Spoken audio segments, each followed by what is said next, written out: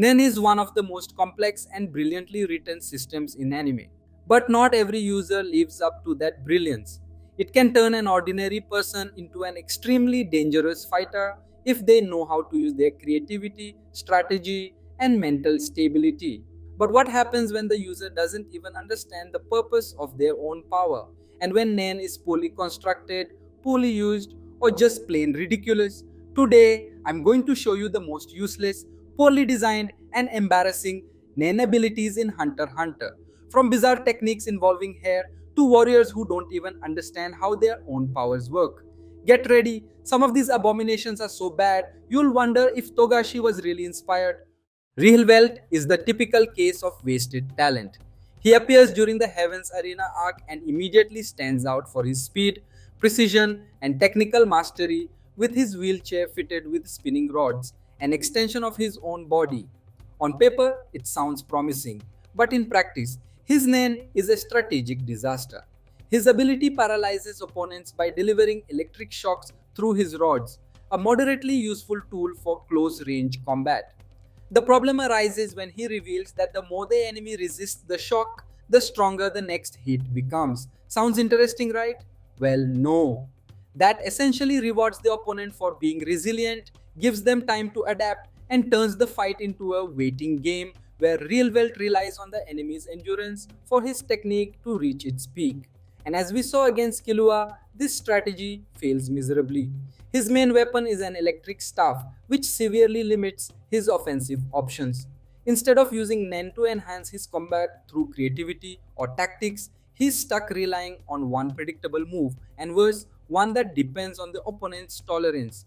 Plus, the technique is totally ineffective against long range, manipulator, or indirect fighters. In other words, it's a niche skill with short reach and no real impact in serious battles. Riehlvelt is a textbook example of how a good foundation can be ruined by poor Nen decisions. Leol, the arrogant chimera lion, seemed promising at first glance. He had presence, confidence, and a strong aura. But everything collapses when we analyze his Nen ability. Rental pod. In theory, Leol can temporarily copy other people's abilities as long as they had done him a favor in the past. Sounds good on paper, right?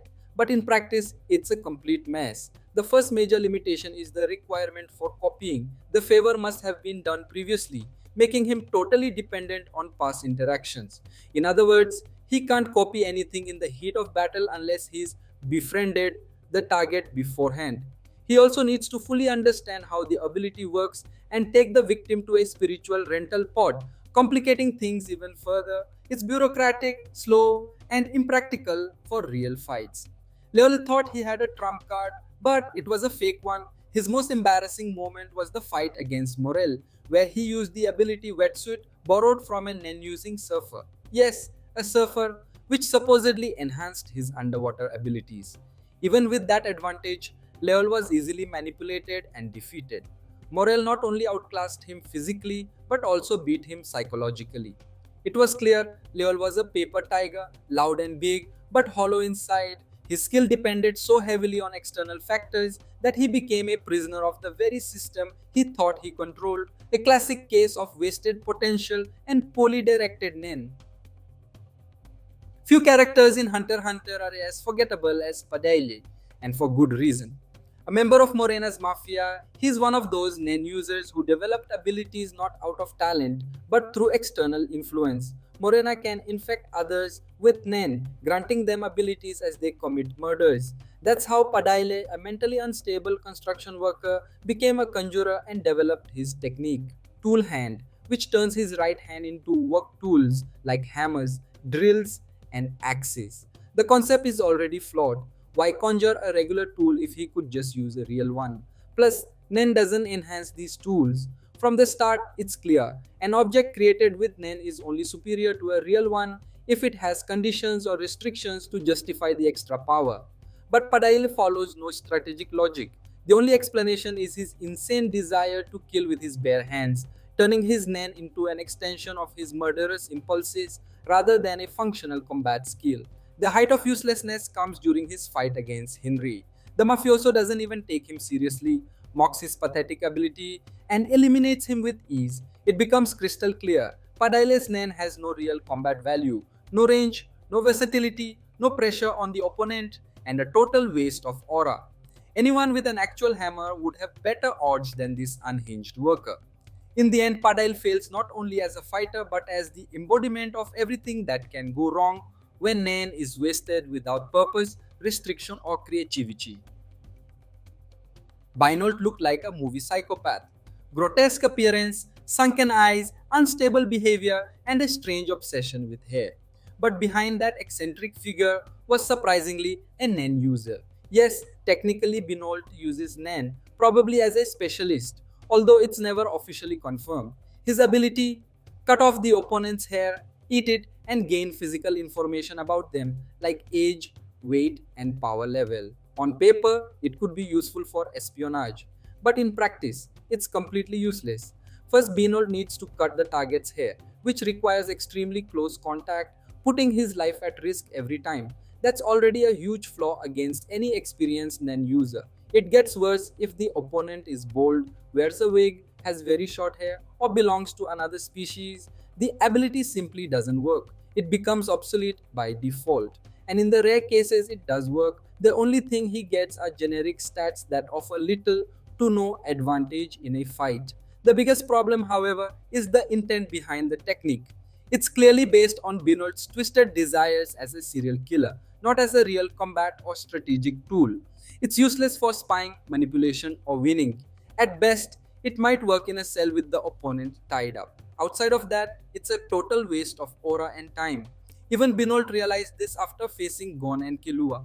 Even after using his power, he was completely defeated and ended up begging to be turned into the authorities. A forced redemption that only emphasizes how worthless he was in Nen combat. Cheetu is probably the biggest example of wasted potential in Hunter x Hunter. As a chimera ant, he was born with absurd speed, a biological gift that could have made him one of Meruem's deadliest warriors. But then, Nen happened. Cheetu has two known abilities. His third was never revealed because he died first, and both are absolutely ridiculous. The first is a chase arena. By touching the enemy, he transports them to an isolated space with an hourglass. The goal? The opponent has to touch Cheetu within 8 hours. But here's the problem. Cheetu doesn't know what happens if time runs out. He never made a rule forcing the enemy to chase him. He gave the opponent 8 hours to think of a strategy, which is absurd. He created a rule that if he's caught once, he can never use the ability again.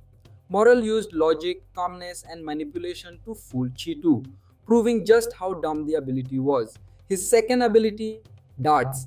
But the beast is so slow that his darts don't even reach 1% of his body speed. In other words, he throws slower than he runs.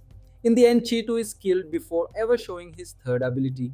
And honestly, that's for the best. It was already clear that anything else he came up with would be just another aura-wasting disaster.